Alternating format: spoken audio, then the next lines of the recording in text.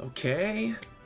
YouTube saying going live, and you are officially live. What is going on, everybody? Rogers Base here. Welcome to my newest 1v1 interview discussion. And today we have a very, very special guest. I am seriously so excited to talk to him. The one, the only creator of The Beginning After the End, Turtle Me. Welcome and thank you for joining me. Thank you for having me. The entire chat is like popping off right now. People are saying I'm staying up all night for this. It's dinner time by us on the West Coast, but everybody else is saying, "Oh man, look at this! It's 9. I can't believe this! I can't believe this! Woo! Yes, let's go!" So, welcome. For those of you who are unaware, The Beginning After the End is an amazing webcomic that you can read on Tapas, and if you read the official release on Tapas, you are directly supporting the creator of the series, Turtle Me. So, if you're not already, or you haven't heard anything about The Beginning After the End before, or this is your first experience with it, make sure to go check it out on Tapas. Now, we're basically going to kick things off with a little bit of an interview portion. I'm going to ask you some questions sort of about your process. And in the last 15 or so minutes, I'm basically going to do a Q&A with people from the chat. And I think we have moderators from your Discord in here. So I got a couple of the names of some of your moderators. Clovelin, King Gray. By the way, perfect name, considering the fact we're doing Beginning After the End. Yeah. So let's just kick things off. First question I want to ask you is, what was your primary inspiration for creating Beginning After the End? Yeah, so I think I've been asked this a couple of times, but just to reiterate, growing up, I read a lot, a little bit too much. Instead of studying, I would read. And a lot of those books would be, Western fiction, like classics like Aragon, Percy Jackson, Sure. Even like more niche ones like Cirque du Freak. And then, after I eventually stopped, or started running out of things to read that I liked, I got into manga. And then, dive deeper into web novels. So, if I were to pick a couple of inspirations, a lot of people know this already, but, Mushoku Tensei, Coiling Dragon, Nice. These are some of the things that I integrated along with some of the inspirations that I had in like Western fiction. Right on. So curiously, are you keeping up with any like current manga right now? Is there anything you're reading in particular that you want to give a shout out to? Manga wise, I have a tendency to read it, and then once I'm caught up, I kind of drop it and forget about it. Sure. These days I've been reading more webtoons, manhwas. Right on. Anything And in yeah, particular?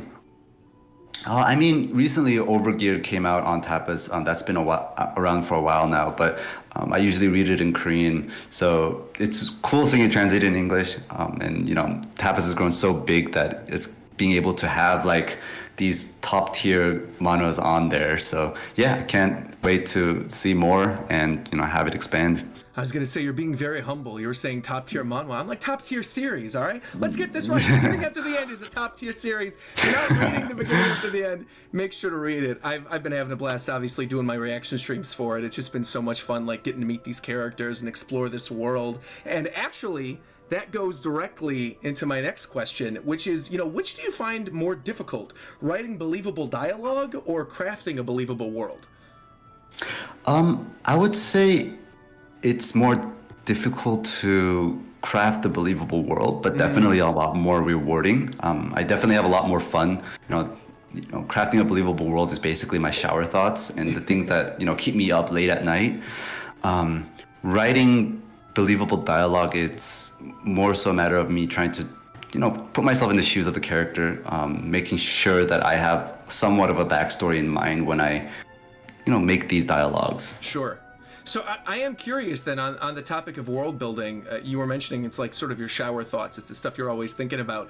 Was there anything in particular, at least in that early first season of Beginning After the End? I know it's been a while, and I also want to reiterate this at the beginning too.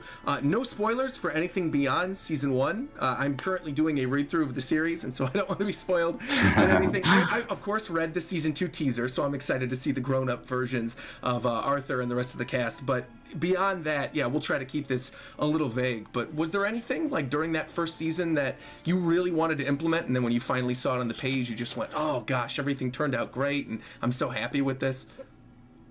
For me, writing the webcomic was kind of a do-over for me. It's my chance to try to make the story better, because like a lot of you guys know, The Beginning After the End is my first series, so a lot of mistakes, a lot of hurdles, with my first series. So having the comic, I can kind of pick and choose like things that I didn't like so much when I first wrote it, and trying to make it a little better, trying to make it a little smoother. Curiously, like, is there anything in particular that comes to mind that you were like, oh, I really want to fix that when the webcomic officially comes out? Because I was going to say, I mean, if this is your first series, you're incredible. I mean, like, seriously, yeah, you're a pro at this, because it reads like somebody who's been a seasoned author. So, yeah, you've done a fantastic job.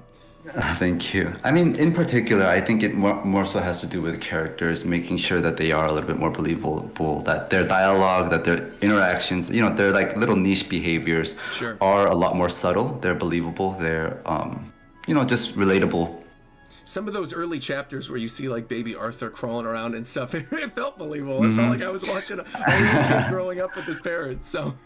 Yeah, I mean, it's fun for me just because it's a new medium, right? I can Of course. explore different things, things that in a novel it wouldn't make so much sense to do, but in a comic I'm able to explore, like expressions, how to make sure that the moment is funny. So was there a moment in particular then that you thought in that something early on that you wanted to make funny, that when you originally wrote it, you were like, oh, maybe this comes off a little too dark, and I want to sort of like lighten it up a little bit? Because I feel like there's a really good mix in Beginning After the End of really funny bits sort of interspersed with this really epic, adventure and this really serious dialogue. Okay. Wait. How far has the read through gone to? What was the last scene? The last thing I saw is they were in the Elf Kingdom, and then I see the teaser of like the grown-up version of Arthur and Tessa. So that's the last thing Gotcha. that I've seen. So I met Sylvie, and I don't know what the heck is going on there, but clearly there's some type of connection with like the previous world or something. Like, his life is King Gray, but I don't really know anything beyond that. So yeah, it's kind of new territory for me. I mean, the scenes after Arthur saves Tessa, in the novel it was kind of dark. I try to make it a little bit. Yeah, not going into any detail, but yeah, I try to make it a little lighter. I try to make some funny and cute moments. I think you came off really well too. When you had Thank that you. little moment with with the shirt and trying on the different clothes and watching him like walk around the forest. I think it was cool seeing their initial interaction, especially coming off of that. Yeah, that slaughter of those traffickers was a brutal moment. Yeah. Even when I was doing my read through for that, it was the kind of thing where I got to that chapter, and I think Tapas had told me, "Oh, don't go beyond like." Anything beyond like chapter 15, I think. And I went, I'm sorry, screw it. And I went back to 16 because it was so good. Yeah, I definitely had fun writing that. So I'm curious on the topic of like, publishing the chapters and stuff too, then like, what's the first thing that you do whenever you publish a new chapter of Beginning After the End? Like, do you run to the comments section immediately or try to see what like people's favorite moments were? Or what's that experience like for you? I'm just so curious. It's been the same since, when I first published my first chapter on Royal Road, when I first started off the Beginning at the End, which is, let out a sigh of relief and read the comments.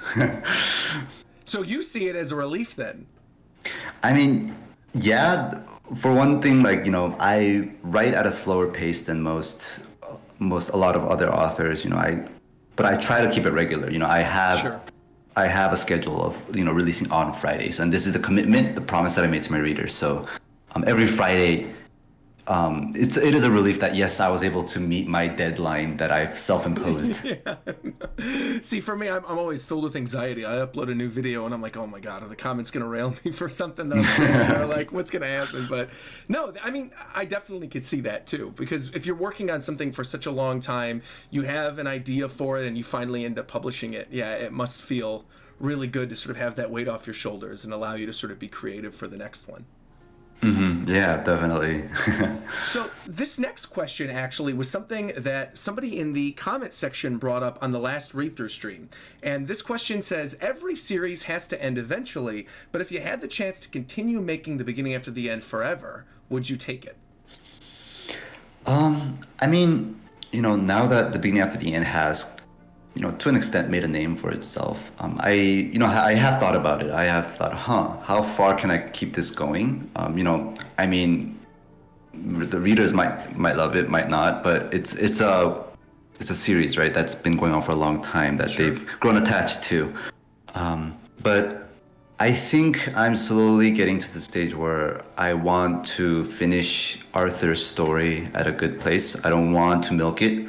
Um, and whether I continue to do another series or more series in the same world as T-Bait, it'll be through a different character. It will not be through Arthur. You know, Arthur might always be there. You know, he might be in the background. But I think I've told enough of Arthur's story that, you know, a few more volumes in, you know, it's a good wrap up. Yeah. Please do a spin-off about Angela Rose. That's what I want. I remember when I first saw Angela, I'm like, oh my God, I love this character. So no, that's honestly really refreshing as a reader to hear too, that it's the kind of thing that, you know, you don't want to milk it. You have this amazing cast and this amazing world that you've built, and you really want people, if you do want to explore their aspects of the world, you want people to be able to sort of like move on with their main character story that they've been following for such a long time. So yeah, I think Exactly. that's a great way to go about it. So you're saying, I'm a fan obviously of your series, but you're saying things and I'm hearing them and I'm like, all right, this is good. I'm excited for what's to come. Well, this was another one actually that was brought up in the comments. Actually, I think this was submitted on Twitter when we first announced that we were doing this interview stream. And somebody asked, and this is really interesting to me too, what is your process when working on a power system like the Mana Cores? Do you want your power system to be easily digestible for readers, or do you want to have it exactly as you originally envisioned it? I mean, when I first envision it, I always keep in mind how digestible it is to readers. I keep in mind that, you know, they're not going to have a chart that has the mana core levels right in front of them as they're reading the series. So it needs to make sense, and I do my best to constantly remind what the power levels are of these mana cores. But in general, when I'm making these power systems, I try to make it, you know, easier, and I try to make it make sense and intuitive so that, you know, it might not be as complicated or as cool as some of the other ones, but it's easy to get, and I think that's about it. Again, I appreciate that as a reader. I feel like, especially if you're juggling a lot of different series. You know, you had even brought up earlier that you'll read up to a point where you catch up to a series and then you end up working on something else and you drop the other series. And I feel like it's strange when you're juggling so many at one time and trying to keep track of, okay, what's the power level in this series, and like, how does this work? What are the rules of the world? And yeah, so far, again, I'm only 25 chapters in, but it's a pretty basic concept, I think, to grasp. Yeah. And it's one that's exciting, that obviously has like a lot of room to grow. Yeah, I mean, the whole color system, I thought of it as, you know, the black core, the prime core, it has the most impurities, it's the darkest. And Sure. as you get stronger, the impurities disappear and the colors get lighter and lighter. And the strongest is the white core.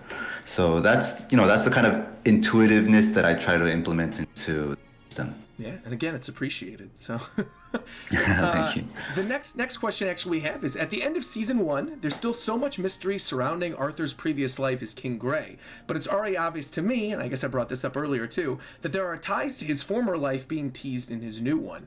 How do you go about implementing foreshadowing, and how much of Arthur's life as King Gray do you already have planned out? I mean, again, a little bit of a spoiler, but not so much. Sure.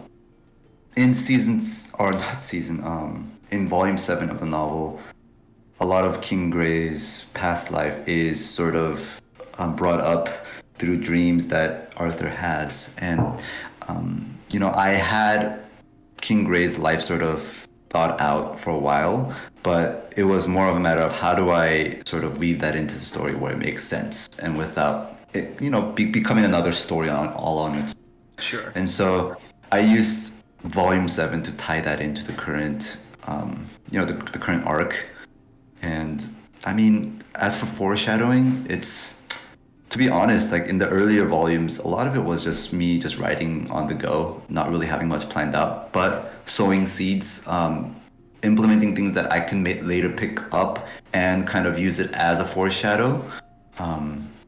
Yeah, and so that's kind of my cheat way of creating foreshadowing. So I am curious then, was there ever a moment, and I guess I don't want to get too much into it because I don't want to spoil myself, but is there a moment like in the early portion of Beginning After the End where, like you said, you were, you know, sort of coming up with ideas on the fly and sowing the seeds for maybe what's to come, but not, you know, really thoroughly laying out a roadmap or anything like that. Was there anything that maybe like the fans picked up on or wanted you to continue more with that you then went, oh, you know what, I'm going to write this into the future portion of the story because people really seem to like latch onto it?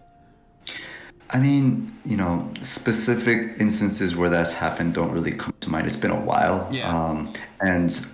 But back when I was publishing on Royal Road, I did read all the comments and there were a lot of suggestions, and the criticisms were like, hey, don't do this, maybe don't do that. And, I take it with a grain of salt. Sure. It's still my story, but I did take the advice of my readers. So, inadvertently, some of those comments might have actually altered the way that the beginning after the end was written. But ultimately, not how it is now, a lot of it has been mapped out at this point.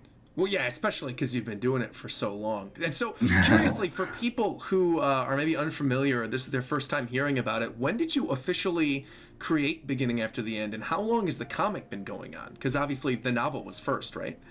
Yeah, and so the novel was first published. It'll be 6 years Whew. this October. Man. Yeah. So in about a month's time, I would have written The Beginning After the End for 6 years. Wow. And the comic has been going on, I think it's been for like 2 years now. You can check online, but sure, it definitely hasn't been. Yeah, definitely. So yeah, it's been a while. So curiously then, like, if the novel was written so long ago, like, did you always envision it to become a comic later on then? Or was that something, as you were writing more of the story, you were like, I really want to see this stuff fleshed out on a page? No way. I mean, when I first started writing The Beginning After the End, it was literally an escape for me. It was, I had a job, but I wasn't completely digging it. After work, I was bored. I didn't want to just read. And I started, hey, why not start writing? And so writing The Beginning After the End was an outlet for me rather than, something that I envisioned becoming this massive. And so, yeah, I mean, if I had planned out more in advance, The Beginning After the End might have been a lot more fleshed out than it is today. But to me, The Beginning After the End was always started off as an escape. And so when I hear readers telling me that, your story has helped me through tough times. It's helped me while I was in this situation, my family was in this situation. Like, that's one of the best things to hear, just because for me, that's what The Beginning After the End was for me. That is honestly one of the best feelings as a creator, to find out that you've made like a positive impact on somebody's life from something that you might have been doing anyway. Like you said, it was, this fun sort of side project after work that then ended up becoming this thing that's massive and has obviously touched so many people. Like the fact that there's 620 people live just watching us talk about it. There's no image on the screen. It's just, we're just talking is a testament to, what a great thing you've created. So yeah, congratulations. Yeah, thank you. And definitely a lot of my readers have asked when I'll do a face reveal. Is there a plan? That's a good question. I mean, at some point, I'm sure I will. It's just me gathering the courage to. I feel that. Especially because, so actually, that's a question we don't have written down or anything, and that's something somebody's asked yet, but I'm just curious as like a fellow content creator, what was the thought process behind, I'm not going to do a face reveal? Because, when... With YouTube, at least, there's sort of been this growing trend of like VTubers and people who are using avatars and not really necessarily showing themselves as much on camera. And was that like a conscious decision from a really early point where you're like, I don't want people to know who I am? Or was it just something that was a natural sort of progression of like how you wanted to keep your private life and your business life sort of separate? I mean, 6 years ago, you have to understand that I don't think VTubers was a thing. Keeping my identity a secret wasn't out of like, oh, I need, like, I'm Superman, I need to, keep myself hidden. It wasn't that to that degree. It was just more so. I could have sworn. It was just more so me. Again, yeah, I wanted to have a separation between what I was writing and what my personal life was, without feeling like people who knew who I was can judge what I was writing. I think back then, I didn't have the confidence. I didn't call myself a writer because this is literally my first series, and I thought this would be my throwaway. Yeah, and so I did it largely just to protect myself, mostly. Now it's just been kind of a thing. Like, it'd be weird to just show my face all of a sudden. So, Sure. but at the same time, it is scary for me. It's a little bit scary seeing how people will react if they see my face, whether they'll treat me any differently. But I think I'm at a point now where, my readers understand that I'm an author first and foremost. I'm not an influencer. My appearance dictate what my writing says, right? Sure. So, Sure. yeah, I'm definitely building up my confidence. Definitely feeling a little bit more comfortable You ever with the want to thought. do a face reveal stream? Let me know. I will give you my channel for a stream or whatever. We can make something work. All right. But I think, yeah, you're going to be fine. You obviously have such a awesome fan base, and you've cultivated, such a great community, especially even on Discord. As somebody who has just recently gotten into Beginning After the End a couple months ago, your Discord is so welcoming, so kind. They'll answer any question if you're confused about something. They'll reiterate it, or they'll point you to the right chapter number. So shout out to the Beginning After the End Discord. I know there's a lot of you guys watching right now. Appreciate you guys. Thank you very, very much. Yeah, just for being welcoming and for being great. Yeah, definitely. Go ahead. Yeah, I just wanted to say a short shout out to definitely I'm blessed with such a welcoming and such supportive fan base. I went through some hard times recently with my health, and then more than ever, even now, it's so awesome to see how many people were still willing to support, who was encouraging, who actually tried to forbid me to write so that I can focus on my health. So thank you, everyone. So curiously then, how did that Discord community come about? Was that just something that sort of branched off of doing the comic and people wanted a community, or was that something you actively were like, yeah, I think this would be really cool? I mean, the funny thing is, one of the mods on here, Clovelyn, she's the one that actually started the Discord, and she just kind of started off as a fan Discord, and she wrote a comment on one of my chapters about the Discord, and I, out of curiosity, I joined. And there were still a few dozen people at that time, and I just said hi to everyone. And back then, it was a smaller crowd, so I made myself a little bit more known. I interacted a lot more often, and it just naturally blew up. And Clovelyn didn't expect it, I didn't expect it, the mods didn't expect it. Yeah, it's gotten so big that we definitely needed people to help out. How frequently then do you interact with the community in there? Because I always find that so difficult. When you're working on videos or streams or whatever, and then you hop back in the Discord, you're like, I want to do something for these people that are so supportive and awesome. But at the same time, it's like, how much can one person do in one day? You know what I mean? Yeah, I mean, I guess this falls back to what happens after I publish a chapter, and one of them is I try to go to Discord, try to at least read up on what people are saying about the chapter. It's a lot more of an intimate group than the comment sections. Sure. And so, I say hi there. I say thanks for some people have criticism, some people have good feedback, bad feedback. I take it all. I really, at this point, I welcome everything, and it's just great hearing everyone's thoughts on it. And like I said, it is really cool hearing, everybody in your Discord server be so kind and so open to answer questions. And if you have any concerns about it, you're always there. I think that's a big reason why maybe it's popped off too, is you've got people who, have this direct line to the creator of their series. I think of something like One Piece or Hunter x Hunter or some of the other series that I read, and it's like if there was some Discord that I could hop in and once in a while King Oda be like, hey, what's going on with this thing? It's a really cool and unique thing, as somebody who this is your first series and you're sort of getting into everything and you feel like you're still kind of new, despite the fact that, again, you are very, very talented. I cannot reiterate that enough. Yeah, I think it's an interesting dynamic, so it's really cool to see.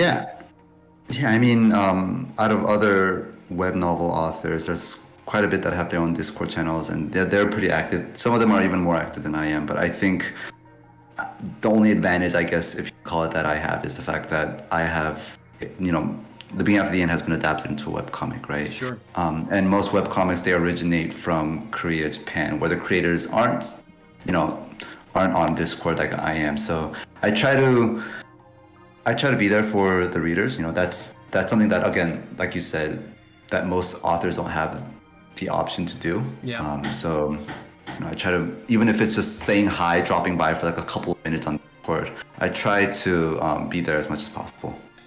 You brought up a really interesting point too that really differentiates the beginning after the end. The fact that it's originally written in English and then gets translated into other languages is fascinating. Because when I had first heard about it, I had assumed that it was like a manhwa, and I didn't realize that it was actually a webcomic. Yeah, I mean, it's definitely weird. I mean, I still get people saying that the beginning after the end is a manhwa or a manga or Sure. And at this point I don't bother correcting them. It's whatever. Sure. It's just like it's just a translated version, right? Exactly. Yeah. Yeah. But it's funny to see that people think that the beginning after the end was originally in Korean or it was originally in Japanese or Chinese or something like that. Yeah. So, yeah. I hear my dog going off in the background. He's just excited.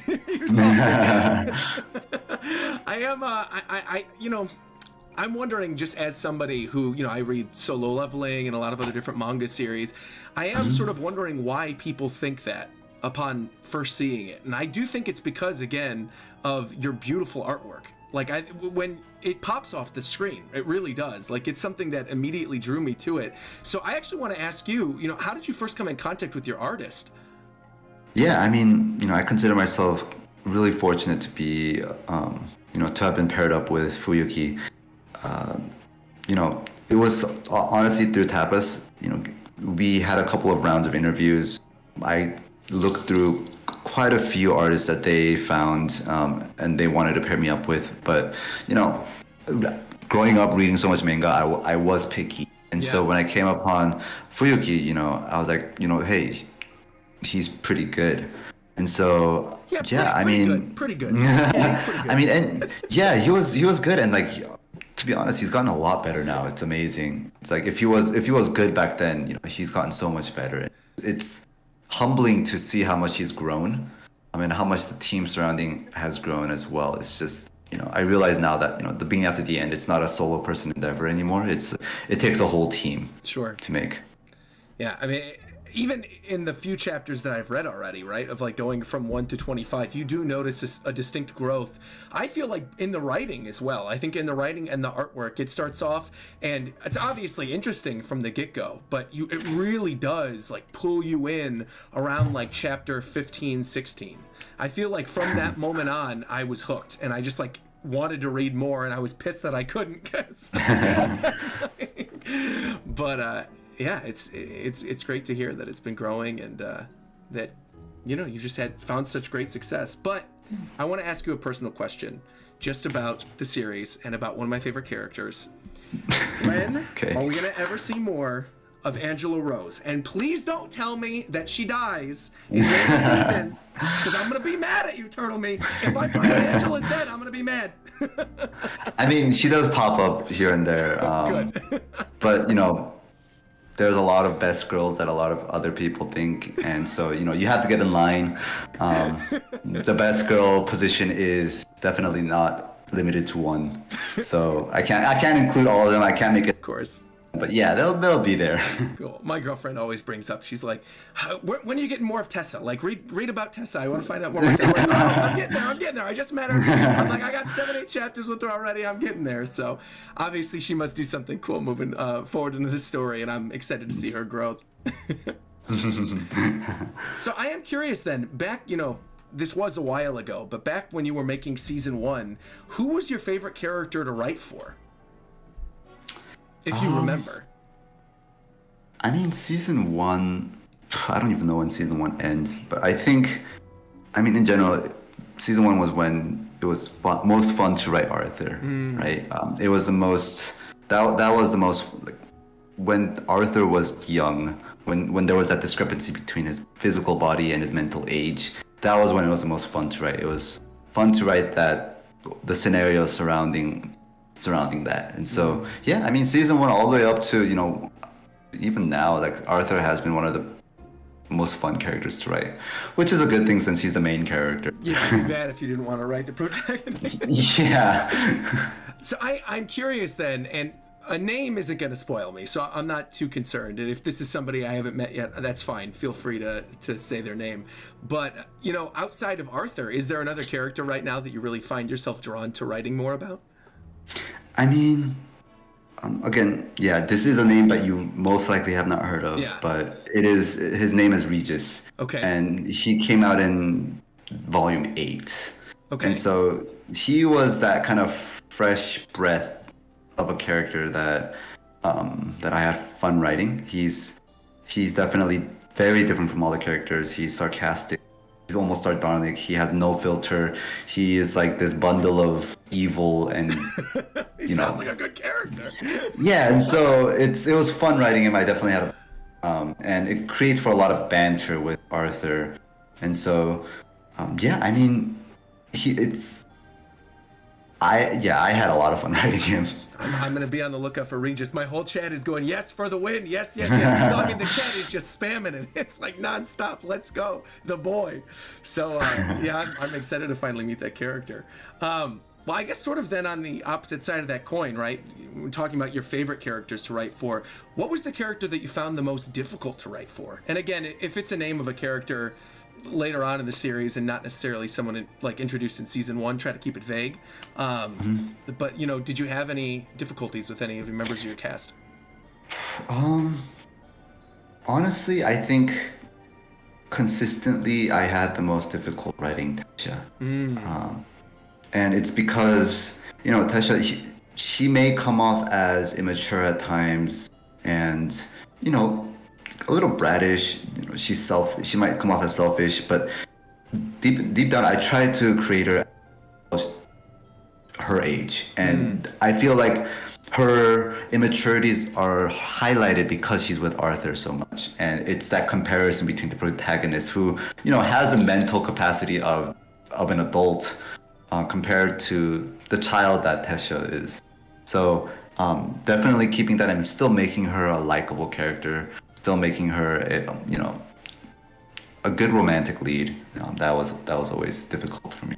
I currently like her so far, so don't worry about it. I think you're doing fine. And that was in the early portion of the story, so. Well, this is more of a vague, big, broad question, but do you have any dreams for the beginning after the end, like moving into the future, like in terms of maybe seeing like an animated series, or, you know, what are your plans? What do you want to see come from this series?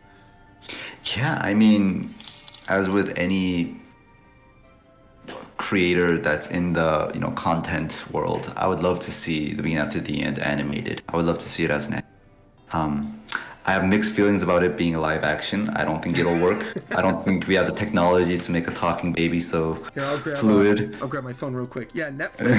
Yeah, sorry, Turtle Me said no. Yeah. Yeah, and so I wish there would be an anime, but at the same time, I'm scared if an anime comes to life. You know, I think the beginning after the end, while it can be fun to a lot of people, there are flaws. There are a lot better series out there, and it being up in the big leagues, right, in the anime world, where a lot more people will have exposure to it. It's scary to think how the beginning after the end will be in that sort of playing field. That's so funny that you said that, though, because you're being very modest. Because again, as somebody who reads manga and watches anime for a living, I've gone through a lot of series, like a lot of them. Many of them that I've dropped, many of them that I haven't wanted to continue with. And, you know, you talking about being potentially like worried about entering the big leagues or something, like, you got nothing to worry about, man. Beginning after the end really is something special. I feel like if an anime series was ever made and had, you know, the beauty of the current webcomic and you and everyone who's, you know, already been working so hard in the series behind it, I think it'd be amazing. And I think you'd get a whole nother audience into the series. So Thank you. Yeah. Any other things coming up in the future that you'd like maybe want to tease about beginning after the end, and things people should look forward to? I mean, yeah, the beginning after the end, it's currently on its 9th volume. I have it planned out till the end. I think it'll take up to volume 11, maybe 12. But again, you know, it's more a matter of how fast can I reach the ending without rushing or milking it. So But yeah, I definitely have the ending planned, and my mind's already sort of trying to think of new things. And yeah, I honestly do have a couple of projects in mind. You know, I've been sitting in the world of TBA for so long that my mind kind of explores the what ifs of different worlds, of different scenarios, of different characters, and different powers as well. So definitely keeping my mind busy, and you know, I have a story in the works. You know, I'm not gonna say how close it is to conception, but yeah, I mean, look forward to it. Oh man, I'll be there day one. Like I said, you've turned me into a believer after everything I've read. Thank you. Yeah. Well, I think we've exhausted through the questions I wanted to ask you, so I think now would be the perfect opportunity. We've got about 20 minutes left to answer some questions from the chat. I know I've been seeing a ton of people in here, super chats, new subscribers, lots of people. One quick thing I want to mention too that you just brought up in regards to, you know, having the ending planned out already of the beginning after the end, and approximating sort of how many chapters and how many more volumes you have of it. Sure. I think it's great that you're aware of the fact that you don't want to rush it, because I've seen so many series that have sort of like wanted to rush to get to that finish line and then ultimately floundered on a lot of things that they've been laying out for the reader. And so hearing that's something that you're really focusing on moving forward, I think is a breath of fresh air. Yeah, I mean, you know, just starting off as a web serial author, there's a lot of writers out there that started at the same time as me. Some of them have, you know, they got a lot more popular faster than the beginning to the end, but you know, the writers dropped off. As with self-published, compared to traditionally published, you know, a lot of writers do just drop off. They do quit, or you know, there's life situations that are happening, and they don't have the accountability that, you know, a traditionally published author might have. Sure. And so, coming this far, a lot of it was discipline. You know, I made a promise to my readers that, you know, every Friday, I'm not writing much, but every Friday I will deliver a chapter. And so I want to keep that promise all the way up until the end. And, you know, I've made it this far. You know, I don't want to rush now. I don't want to let them down. And absolutely, though, take your breaks. You're gonna need to take breaks every once in a while. It's good to sort of have that mentality and know, like, okay, every Friday I really want to have this up. But at the same time, yeah, don't overwork yourself. We want you to be happy and healthy. So, yes. Because when you're happy and healthy, the series is going to be happy and healthy. So. All right. Well, I'm already seeing, like I said, lots of super chats. So let me scroll down because we've got a bunch of these already. Wow. Yeah, there's a bunch of them. Hold on. First one is from Sage, who just super chatted and said congratulations. No other message, just congratulations. Dragon King 1581 super chatted and said, Lance, hello, say hi. Oh, I guess their name is Lance, saying, I'm saying hi to Roger and Turtle Me. Well, hello, Lance. Thanks for watching. Douglas the Bear super chatted and said, I absolutely love your work, Turtle Me. Thank you. Chris Goodacre super chatted and said, thank you both for what's already been a great stream. Amazing work on the series, Turtle Me. But I have one question. What is the estimated time frame for Volume 9? Let's see. Ideally, I'd have it finished and published by early next year. Ooh. That's my hopes. That's close. you say that, but that's like, I mean, that's coming up. That's like 6 months away. So yeah, I mean, it doesn't feel close just because I'm writing every week. I'm releasing a chapter, even like Volume 9 right now. It's being released chapter by chapter. It's just a matter of when I finish. And so, yeah, it's not that long, but at the same time, it feels like it's been a long time. Sure.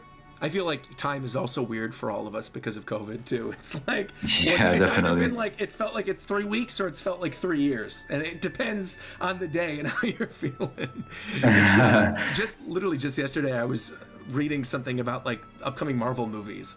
And the fact that I think Eternals is the next like major one, that movie was originally planned to be released it was in November of the previous year. And was pushed so far in advance, despite the fact they had filmed it like 3 years ago. So it really is wild to sort of see how everyone sort of had to adjust their schedules and shift things. What were those early days of like COVID like for you? Did that change your schedule at all? I mean, I wasn't able to eat out as much, Sure. but I mean, in terms of work-wise, I'm always typing away at home, so Sure. um, thankfully, I wasn't as impacted as some other people out there. So I'm fortunate in that regards. Yeah. We have a super chat from Golden Dragon, who just super chatted and said, "Regis is a good boy. That is all." I don't know. Based on what Turtle Me's been telling me, I don't know if Regis is a good boy. It seems like they're trying to steer me in a different direction with that one. We got a super chat from, I hope I'm saying your name right, Hiago Ferreira, who super chatted and said, "Congratulations from Brazil to Turtle Me. There's a huge fanboys here that loves your work, and we hope one day that it will be published here." Oh, thank you. Yeah, I mean, I wish I could spread the beginning after the end as far as possible, but Sure. I'm trying my best to expand, but it's hard. I think that's definitely one of the benefits of going traditionally published. You have this massive publishing company that can spread your work so far and wide, and they have those connections. So, yeah, even though the beginning after the end might seem like a very big series, it's still a personally made, self-published. Sure. Shout out to Tapas, by the way. Yeah, definitely. Shout out to Tapas. Tapas is sponsoring the interview and has been a wonderful sponsor for all the read-through streams as well. So, yeah, once again, we need to reiterate, if you're going to read Beginning After the End, read it on Tapas. You're supporting the official release. You're supporting the creator. You're supporting Turtle Me directly. So make sure to read it there. We have another super chat. I think I already know the answer to this one, but I'm going to read it anyway because it's funny. This comes from Furman Perez, who super chatted $20 and said, "Hello, Turtle Me. Can I please be a character in the comic?" I actually thought about making that a tier and like having like background characters as like the supporters. Oh, that'd be awesome. It's right. like your fans as the background characters. That's funny. Or exactly. Like if there's a giant war scene or something, just have them as like the soldiers on the battlefield. That just all die. You pick and choose. You go through the early comments and the people that were really mean early on, and you go, okay, you kill them fast. You make sure that like they get blown away with magic or something. Exactly. Totally. That is my very super passive aggressive way of getting back. Exactly. But then at the same time, those people will then become diehard fans because they'll be like, "I can't believe you wrote me into the series." That's that psychological warfare. Right? Exactly. We got Sage super chatted again and said, "Oh no, I meant congrats Turtle Me for 4K subs on Patreon. Oh, congratulations." Thank you.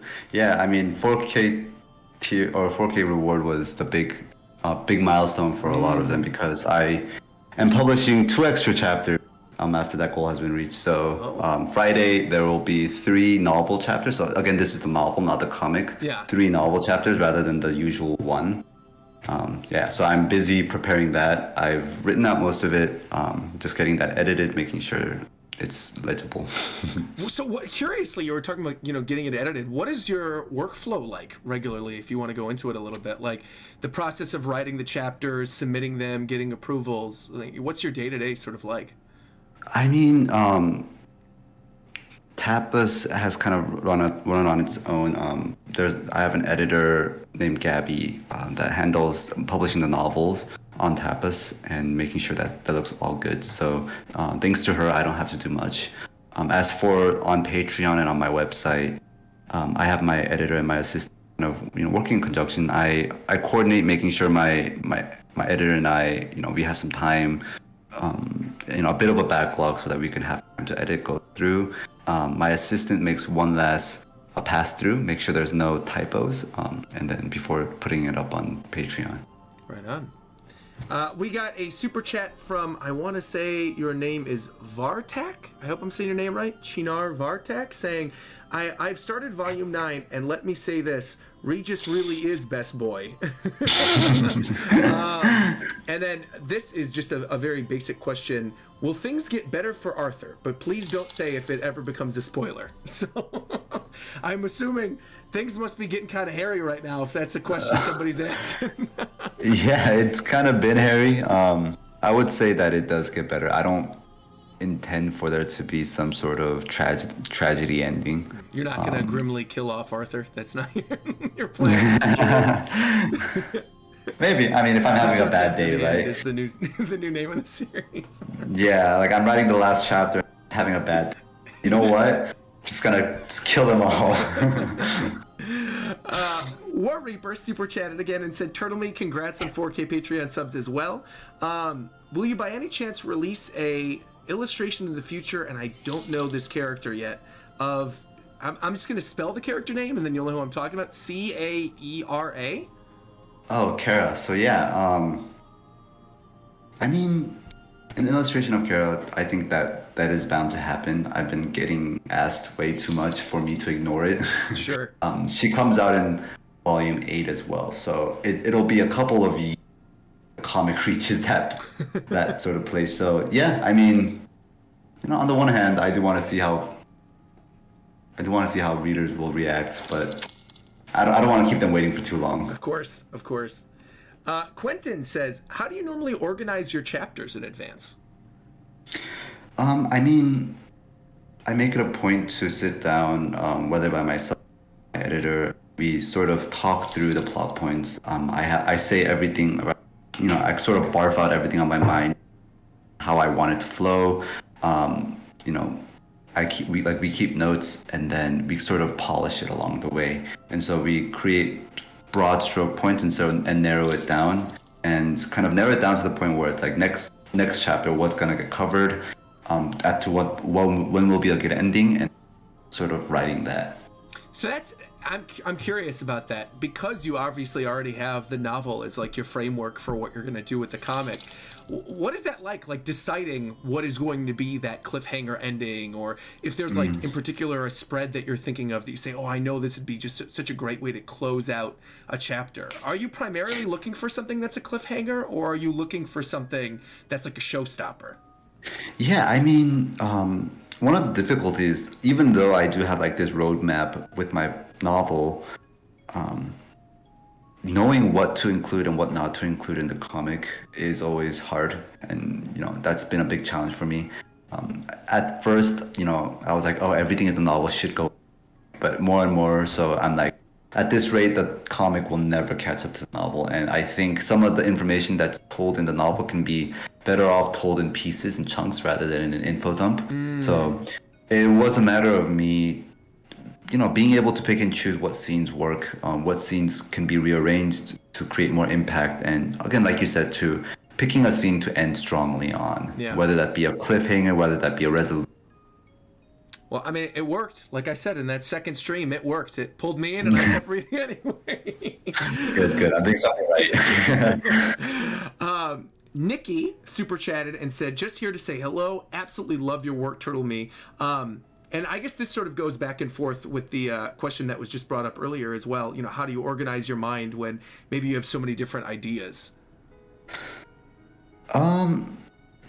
Like, do you have a notebook of your ideas that you keep down and keep track of? Or is it something where you want to get to it eventually, so you just sort of like write a little outline for it? Yeah, I mean, I have notebooks that I am like, oh, this is good, I want to eventually include, and then I would write it down, and some of those I might forget about it, but yeah, I think the process of it is, after I write it down, after I write out this quote unquote great idea that I had, when I come back to it, is it still great? Sometimes it's not, a lot of times it's not actually, and it's just a matter of picking and choosing. We got another donation and another question. This is from Lieutenant Hughes, who said, "Any words of wisdom for aspiring writers and artists for anything in the webtoon, novel, or manga space?" I mean, in the manhwa webtoon, especially in the fantasy genre, a lot of writers get so caught up in creating the perfect world, creating, all the world library, and making sure that everything lines up in place. All the magic system works flawlessly, and I've seen writers that have been stuck on that for years. And I would say honestly, just start writing. Don't be afraid to write. And know that sometimes you're just gonna throw away chapters. You might throw away entire chunks of chapters. You just don't want to be afraid to start. You don't want to convince yourself that, oh, the world needs to be perfect, the character backgrounds all need to be perfect before I start my first chapter. That's not the case. Take it from me, who has literally not prepared a thing when I first started writing. I went back and rewrote the 2 volumes. But do I regret having started without any sort of No. I think that's what gave me the courage to continuously write. Definitely. Yeah, double that too. For if you're like looking to ever do YouTube or something like that, people will always ask like, what's a good way to get started? And it's literally just to start.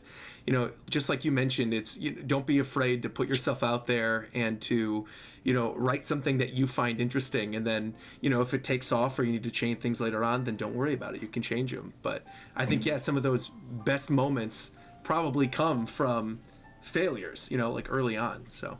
Yeah. Exactly. And with any sort of content creation, you can't help but think about, how do I best monetize, right? What is the best way to make sure it's compelling and readers will come on, stay on, whether it's a or a novel. How do I keep readers here? How do I attract more readers? Yeah. I do. And honestly, there's no answer to that, and every strategy is different, and the story has to be different. So don't look for the magical answer. It's just putting in the work. There is no magical answer in the world of beginning after the end. Put in the work, exactly. War Reaper actually super chatted the same thing from earlier. Will we get an illustration of, how do you say your name? Sarah?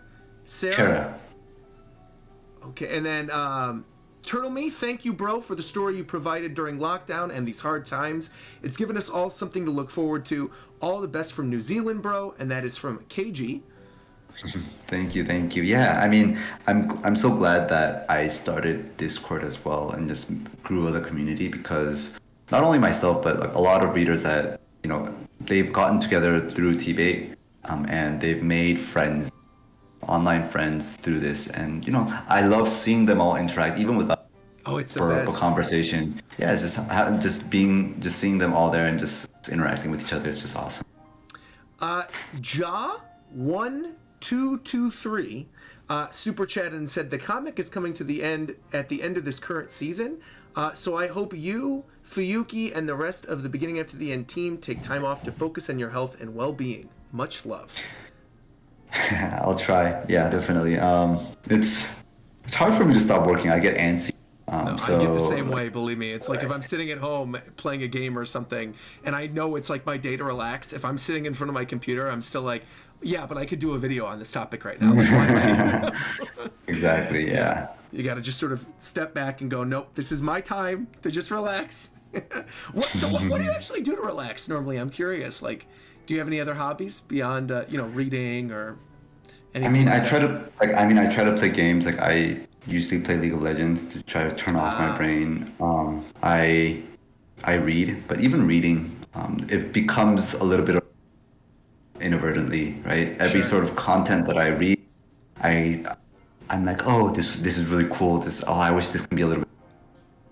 Read it with the mindset of a writer, as a reader, and I think to a degree, I think that is a fault. I think, I wish I can just purely just read it and enjoy it, but it's hard for me to do that at this. Yeah, and I also feel like that's not a fault at all, because that's something that all of us deal with. I think, if you spend so much time in a certain field, you can't help but sort of look at the behind the scenes or wonder, how the sausage is being made. I love watching YouTube channels that have nothing to do with anime or manga, but at the same time, I'm still like, okay, why are they editing the video this way? Or what's the thought process tagging this thing this way or titling it this way? So, exactly. It's difficult. I heard you bring up League of Legends, so I'm curious. One, who's your favorite champion? Not really a favorite champion of mine. Like, I play more Ezreal these days. I main ADC. Okay. Just kind of do that, but I just have fun with it. I try not to I make it a point to just get to gold in rank to get the free skin, and then just play norms or ARAMs just so I can turn off my brain and just play. Yeah. Have you played Pokemon Unite yet? No, I haven't. You gotta. I will squad up with you. We'll do it. You can be the jungler. You can do whatever you want. Yeah, I mean, yeah, that sounds fun. But honestly, like even games, like I try not to play too much. I play when I play with friends because that's some sort of social interaction. Absolutely. But on my downtime, I try to spend time with my wife, with my dog. Good man. Yeah, spend going outside, Yeah, getting some vitamin D. Yeah, I was gonna say we definitely need time outside for sure. Working at home, working on stuff. Golden Dragon super chatted and said, Regis is a good buy. I'm not lying. I also wanted to ask, will there be a physical release in English one day? So there's a physical release in Japan. I think a lot of people know that already. It just recently happened through Kadokawa. Big deal for me. That brings the beginning at the end a little bit closer. Hopefully someday getting an anime. Because Kadokawa is a huge publisher, massive, and so if it does well, if it sells, then there's more reason for them to continue on. But as for the English, definitely in the works. I don't want to make an announcement until it's in writing, but absolutely. definitely in the works. Well, you can't see me on Discord right now, but I'm throwing money at my camera. So whenever the English physical volumes come out. Cookie Wookie super chatted and said, this is a question for Roger, actually. Will you read the novel when you catch up with the comic, or will you strictly stick to the comic? Honestly, I think for the time being, I do want to stick to the comic, just because we have so much that I still need to get through before I even catch up to the comic. And so I think it all depends on, how many chapters you guys are cranking out of the comic, because if I end up catching up really quick, then I might have to read the novel. Yeah. But I think for the time being, I'm exclusively sticking to reading the comic. Yeah. Yeah, no harm done. I definitely I got into web novel, web serials in the first place because I ran out of manga and manhwa to read. So it definitely kind of works down the chain, with just words being a little bit boring, but definitely more content out there. And then, moving up to webcomics where there's visuals, and then hopefully one day it's anime where everything's moving. Yeah. We have time for, I think, about 3 more questions. So I'm going to quickly... Oh, I think we only have 4 right now. So I'm closing off questions right now. So we'll get through the ones that have already been asked, but I'm closing it up. Because Turtle Me's got to eat. I gotta eat. We're only here for a limited amount of time. So thank you everybody who's been sending questions, but we still have a few more. So I figured I'll get the ones out that people have already been waiting for. This one comes from Emily Seacrest, who super chatted and said, has the writing process for you changed since working with Fuyuki? I mean, on the writing side, not so much, but I do communicate a lot with him. There's a big process of me sending the script and it being turned into a storyboard and eventually a script, or eventually a sketch, where he gives that back to me and I kind of give my revisions, give my notes on it. And so a lot of the process is me explaining what my thought process is, how I wanted the scene to flow and what he imagined it, and sort of picking the best of both worlds. I definitely value his opinion as an artist, and he definitely values my opinion as a writer. So we work best when I leave the art decisions to him and I just kind of give my feedback, and he leaves the writing side to me. That's got to be so fun too. Well, at least for you, because then you're looking into it. If it's something where you sort of want to leave it up to him, where you end up seeing the chapter and it's either exactly what you envisioned, or it's something maybe completely different and new, and that's exciting. So that's got to be such a cool feeling. Yeah, definitely. And there are times when I thought that something would look the best this way, but Fuyuki throws a curveball and he does it completely different, and it's just better, and it's something I would have never imagined. You're like, why didn't I think of this? Yeah, exactly. So there's definitely times like that. There's also times when he thinks up with something and I'm not completely on board with it, so we kind of retrace our steps. Yeah. But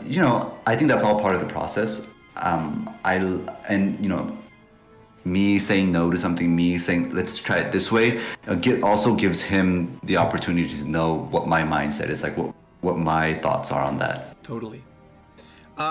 This next one was from Kimberly, who just reiterated saying, thank you for your amazing work. Please, physical copies for the comic, please. I would love to collect them. So picking up on what we were saying earlier. Ryan also super chatted, Ryan Krantz, saying congratulations on the 4K for Patreon. Hope you were doing well. Oh, never mind that. Hold on. It says spoilers ahead, so I'm not going to read the rest of that. But thank you for your super chat. Appreciate that. And thank you for the spoiler warning. So then when I was reading through the questions and moderating them, I could catch myself. I guess you already sort of answered this one a little bit. This comes from Douglas the Bear, who said, do you have any other projects besides The Beginning After the End that you're currently working on right now? And will you ever do another series? Yep. I mean, again, I have more in the works, but I don't want to announce it until it's been, fully fleshed out and it's in writing, basically. I'm at a point, I guess, in my career where a lot of people are interested in what's next, right? What's going to be the next TBA? And so for me, the worry is that, am I a good writer or am I a good writer at the beginning after the end? And so this next project, for me, to a certain extent, it does determine where I'm at in my career. It's like, am I just good at writing the beginning after the end, or actually a competent writer in general? So I definitely am buckling down, making sure that everything is in place for me to write a new story. But again, I'll formally announce it when it's being made. It's officially being made. Well, I will be patiently waiting for it. And once again, thank you so much for joining me today, Turtle Me. This was a lot of fun. I feel like I really got to know your process through this too. This was really a lot of fun. We got to a lot of questions. Thank you again to everybody who's been here in the chat, being so kind, keeping spoilers away from me. Greatly appreciate that. And where can people find more of you and Beginning After the End? Any socials you want to plug? Obviously, you got to read Beginning After the End on Tapas. We brought that up again multiple times on stream. I want to reiterate this at the ending. If you want to support Turtle Me directly, you can read the Beginning After the End webcomic on Tapas. New chapters every Friday, as you said, so that's exciting stuff. And anything you want to plug before we wrap things up? I mean, naturally people will know where to find me once they read the story, so I'm not too worried about that. But I just, wanted to take this last little moment to thank everyone again for taking the time to be here. Just my voice, because you can't see my face. Yeah. One day, face reveal's coming. One day. Yeah, one day. But yeah, I mean, I can't wait for things to get better, for COVID to get better. I want eventually, maybe make a face reveal there. I want to meet all of you guys. It's great seeing all these people on Discord and everything, but I want to be able to put a face to the name later on. So yeah, hopefully, we can meet out in the real. That would be awesome. I would love to, hang out at a convention or something and talk Beginning After the End. I think that'd be really cool. So yeah, here's hoping that once things get better and everything's sort of a little more back to a normal, that we can, put something together like that. So that would be awesome. Everyone said, fantastic stream. Thank you very much. Thank you again. Cannot stress enough. Thank you for joining me, Turtle Me. I'll be back with more Beginning After the End, probably a little later this year. I still haven't figured out exactly when I'll be doing more reaction streams for the series, but stay tuned. If you are interested in any of my previous Beginning After the End content, there is a link to my playlist in the description, as well as pinned to the top comment of the live chat. I don't know if the live chat replay is still going to be on here, but hopefully it will be, because you guys were saying awesome stuff in the chat. I want to keep seeing that. But yeah, I have 3 read-through streams of Beginning After the End available right now. You can go check them all out. We're reading on Tapas, and of course, read the series for yourself on Tapas as well. Thanks so much for joining me. I'll be back with another 1v1 and more Beginning After the End very, very soon. So stay tuned, hit the subscribe button, like the video, and until next time, we'll talk to you guys later. Bye-bye, everybody. Thank you.